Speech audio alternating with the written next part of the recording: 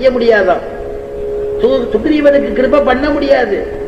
ஆகையினால என்ன பண்ணினார்னா, நீ போய் போ அந்த கஜபுஷ்பிய போட்டு அவனுக்கு அனுகிரகம் பண்ணி அனுப்புனாரா, அனுகிரகம் பண்ணி அனுப்பினாரா.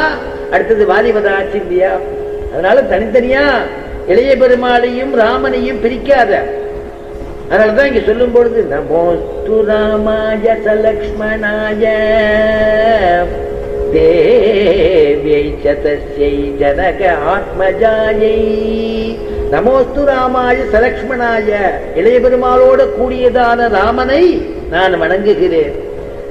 ஜனக ஆத்மஜாயை, ஜனகருடையதான பெண்ணு சீதா பிராட்டிக்கு ஒரு நமஸ்காரம். அடிய குருநாதர் சொல்லுவார், ஜனக ஆத்மஜாயின்னு சொல்றதுக்கு ஒரு காரணம் இருக்குப்பா அப்படின்னு கதாகாலட்சேபம் சொல்றதே எனக்கு சொல்லுவார். என்ன காரணம்னா, ஆஞ்சநேயர் சீதையை தேடணும் தானே வந்தது, தேடின்னு இருக்கார், கிடைக்காம தானே அவர் கஷ்டப்பட்டு அவளுக்கு நமஸ்காரத்தை தெரிவிக்கிறார். ஜனக ஆத்மஜாயின்னு பதம் பிரயோகம் பண்றதுக்கு காரணம் என்னன்னா, அம்மா பிராட்டி சீதம்மா நீங்க எங்க இருக்கேன்னு தெரியலையே, நீங்க எப்படி ஜனகனுக்கு நான் இங்க இருக்கேன்னு காண்பிச்சுட்டு அந்த ஜனகன் இடத்துல போனீங்களோ, அதே மாதிரி நீங்க எங்க இருக்கேன்னு எனக்கு காமிங்கோ, எனக்கு காமிக்கணும்னு உள்ள அர்த்தம் அப்படின்னு சாதிப்பார். அதனாலதான் ஜனகாத்மஜாயை தேவியை ச தஸ்யை ஜனகாத்மஜாயை. அப்படிப்பட்டதான நமோஸ்து ராமாய சலக்ஷ்மணாய தேவ்யை ச தஸ்யை ஜனகாத்மஜாயை நமோஸ்து ருத்ரேந்திர யமானிலேபியா நமோஸ்து சந்திராக்க மருங்கணேபியா அப்படின்னு எல்லா தேவதைகளுக்கும் நமஸ்காரத்தை தெரிவிச்சார். பட்டுன்னு கண்ணை திறந்தார், தியானம் பண்ணிட்டுதான ஆஞ்சநேயன். அம்மட்டிலும் தெரியாத இடம், அம்மட்டிலும் அவருக்கு ஞாபகம் வராத இடம் சம்பாதி சொன்னாரே, சம்பாதி சொன்னேடு அவர் சிஞ்சுபா விருட்சம்னு சொன்னாரே அப்படின்னு கண்ணை திறந்து பார்த்தா சிஞ்சுபா விருட்சம் தெரியுது. நாயாருடைய கடாட்சம் பட்டுடுத்து இல்லையா, அதனால அந்த இடம் தெரியுது. சிஞ்சுபா விருட்சத்துக்கு கீழே ஏக்கவேணி தரையாக எழுந்தெழுக்கக்கூடியதான அந்த சீதா பிராட்டியை பார்க்கிறா.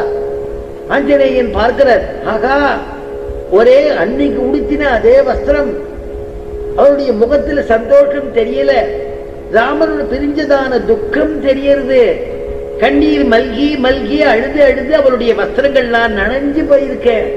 இப்படி இருக்கக்கூடிய ஒரு சீதா பிராட்டிக்கே இந்த நிலைமையா அப்படின்னு ஆஞ்சநேய வாழை பார்த்துட்டு ஆஞ்சநேயன் சீதா பிராட்டியின் இடத்துல பேச போகணும்னு கொஞ்சம் கொஞ்சமா கிட்டக்க போறார். அதான் வால்மீகி அனுபவிக்கிறார். உபவாச கிருசாந்தீனா நிஸ்வசந்தி புனః புனः உபவாச கிருசாந்தீனா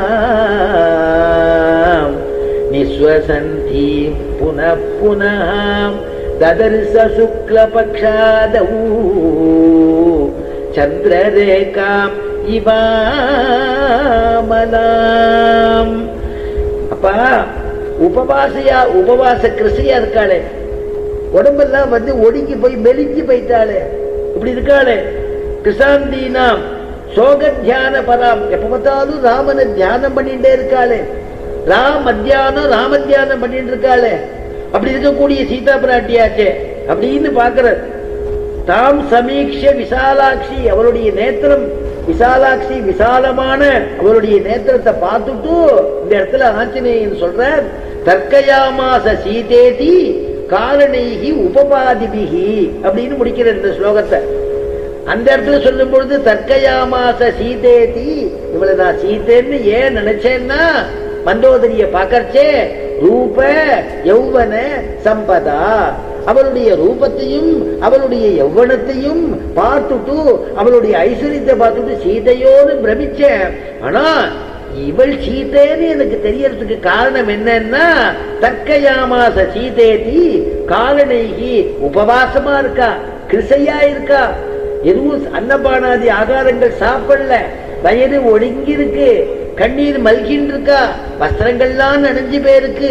இதெல்லாம் இந்த காரணங்கள்லாம் பார்த்துட்டு ஆபரணங்கள் இல்லாததுனால மற்ற சில ஆபரணங்களையும் ஒரு வஸ்திரத்துல மடிச்சு தொங்க விட்டு இருக்கிறதுனால பர்த்தா பக்கத்தில் இல்லாத போது ஆபரணங்கள் கூடாதுங்கிறதுனால அது அனுஷ்டானம் பண்ணிட்டு இருக்கக்கூடிய ஒரு பிராட்டி சீதா தேவி அப்படி பார்க்கிறார்.